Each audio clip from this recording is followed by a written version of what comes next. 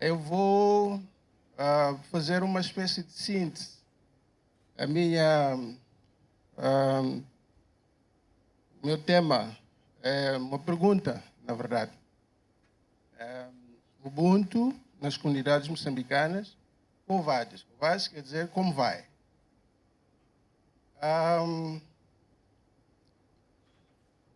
O que vocês viram há pouco tempo foi uma fotografia, uma imagem, que traduz fielmente aquilo que é Ubuntu. Vida em comunidade, fraternidade, nós. Nós, acima de qualquer outra coisa. Então, o título, como podem ver, é uma pergunta que vai sendo respondida à medida que formos conversando. O que eu acho em relação ao Ubuntu é primeiro explicar o seu sentido. O que é o Ubuntu? O Ubuntu é aquilo que estão a ver nesse slide. É fraternidade, é viver em comunhão, é partilhar, é solidariedade. O Ubuntu tem valores. O Ubuntu assenta em pilares. E esses pilares devem ser sempre valorizados. Os pilares, na verdade, são aquilo que sustentam o Ubuntu. É aquilo que norteia a filosofia do Ubuntu. Falar do Ubuntu não é uma novidade. Na verdade, todos nós, quando nascemos, crescemos, a educação que nós recebemos dos nossos pais é sempre no sentido de nos guiarmos pela filosofia do Ubuntu, ainda que não digamos isso taxativamente. O Ubuntu sempre existiu. Na história, no passado, o Ubuntu sempre existiu. Nós tivemos Ubuntu nas comunidades africanas num passado longínquo. Eu tive a felicidade de escrever algumas coisas sobre isto. E o que eu constatei é que é possível cruzar o Ubuntu com as comunidades Bantu. As comunidades Bantu, que, como sabem, povoaram o sul da África saariana. Ou seja, tiveram uma expansão, um desdobramento desde o deserto do Saara para o sul do continente. E essas comunidades tinham o seu modo de viver, tinham a sua organização social, tinham o seu modo de ser e de estar. A forma como essas comunidades viviam, a forma como as comunidades Bantu se relacionavam, leva-nos certamente para o atual Ubuntu, aquilo que nós hoje chamamos Ubuntu. Ao longo da existência do Ubuntu, surgiram circunstâncias que vieram, não diria interromper, mas vieram alterar. Uma delas foi o colonialismo. A vinda de estrangeiros para o continente africano trouxe consequências. E uma delas foi de desorganizar aquela organização pré-existente entre as comunidades. Uma delas foi a de inculcar valores adversos àqueles a que nós hoje defendemos como sendo do Ubuntu. Estas circunstâncias vieram alterar radicalmente aquilo que seria o desenvolvimento do Ubuntu até os dias de hoje. Esta imagem que vedes aqui é uma atriz africana. Ela chama-se Lupita Nyong'o. É natural do Quênia, mas tem também a nacionalidade mexicana. Uma atriz muito conhecida. Penso que muita gente tem assistido filmes dela. A frase que está ali não é dela, mas nós associamos a Lupita Nyong'o àquela frase, àquela afirmação, para dizer que a interferência negativa do colonialismo sobre os povos africanos veio desvirtuar aquilo que é a essência do Ubuntu. Veio denegar aqueles valores que o Ubuntu queria ou quer afirmar. A Lupita Nyong'o diz que se quer demonizar as mentes das pessoas, comece primeiro por demonizar os seus valores, as suas crenças, aquilo em que eles acreditam. Inverter essa tendência e vai conseguir o que quer. E foi assim que o colonialismo, ou por via do colonialismo, o Ubuntu perdeu a sua expressão dentro das comunidades. Mas não foi somente isso.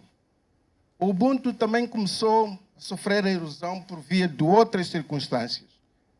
No caso de Moçambique, nós estamos a dizer que o Ubuntu, depois da independência, teve outro percalço. Estamos a falar de conflito armado, que virou pessoas, virou comunidades, virou povos, virou pessoas umas contra as outras, virou sentimentos, virou mentes. Houve ódio, violência, vingança, e esses valores são adversos ao Ubuntu.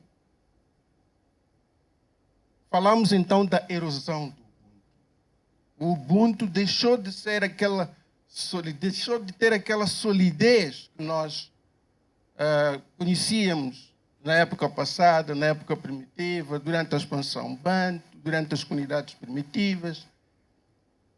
O Ubuntu cedeu lugar a novas realidades.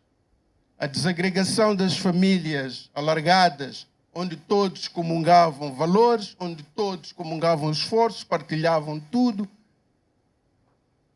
Nós vimos que a guerra fez isso, dividiu famílias, trouxe novos conceitos de vida, novos modelos negativos de pensar, de ser e de estar.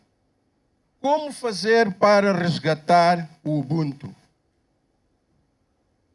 Uma vez que o Ubuntu sofreu a erosão, uma vez que o Ubuntu teve a influência negativa durante o conflito armado, o Ubuntu perdeu-se, o Ubuntu deixou-se cair.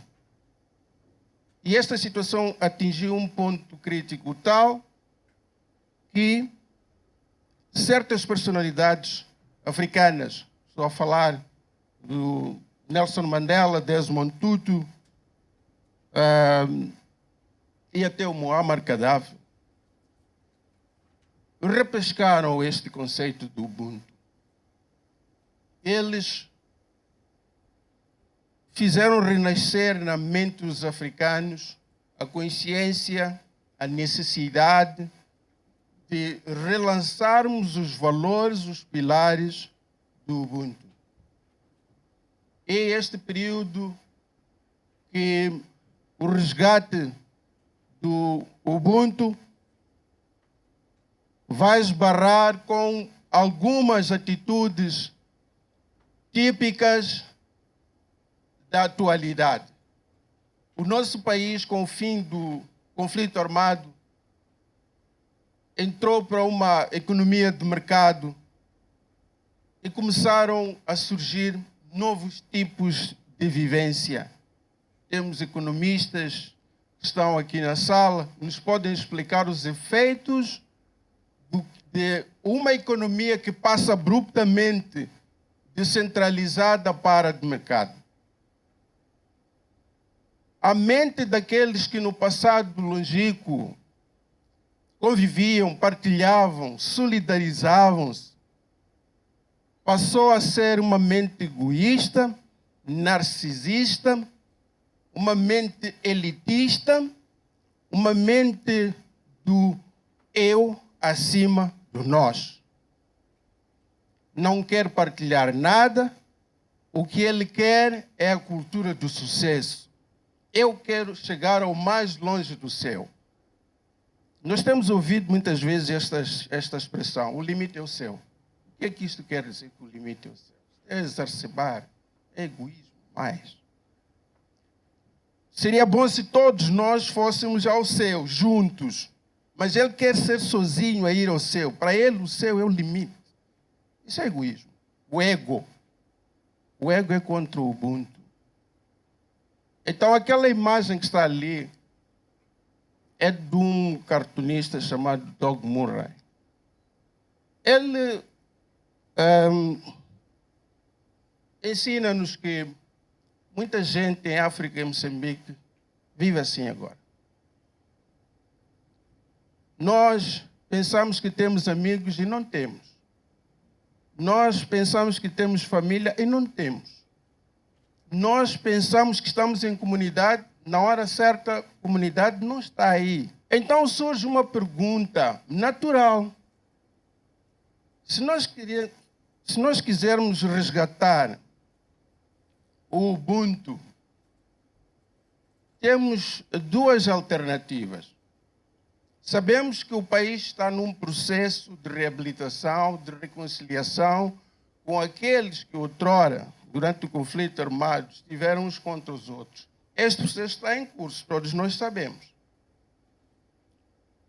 Então, a pergunta que eu faço é, se nós quisermos resgatar o Ubuntu, quisermos repescar o Ubuntu para junto de nós, para nós vivermos de novo em Ubuntu, vamos privilegiar, reabilitar pessoas e mentes, ou vamos privilegiar, educar novas gerações,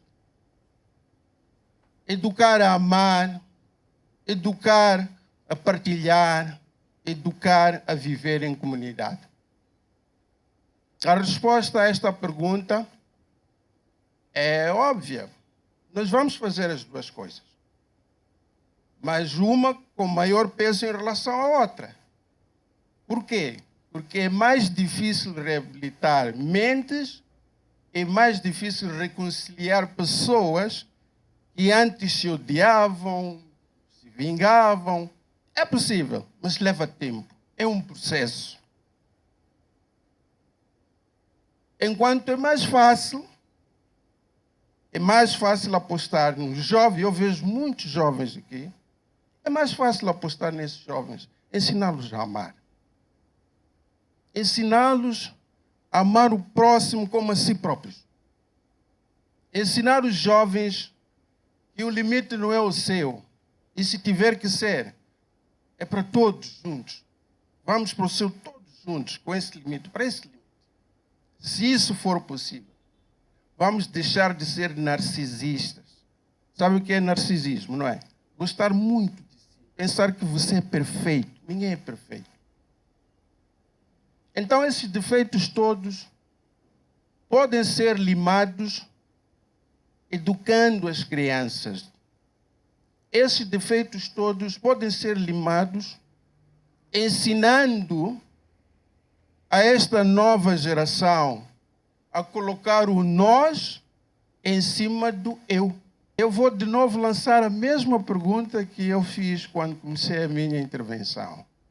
Como vai o Ubuntu nas comunidades em Moçambique? Queria que todos nós nos puséssemos em pé, por favor. Obrigado. E agora vamos pegar nas mãos uns dos outros.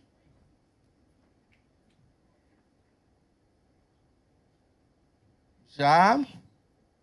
E vamos todos dizer em uníssono que para resgatar o Ubuntu, vamos todos dizer assim, para resgatar o Ubuntu, temos que colocar o nós acima do eu. Repetimos? Para resgatar o Ubuntu, temos que colocar o nós acima do eu. Muito obrigado.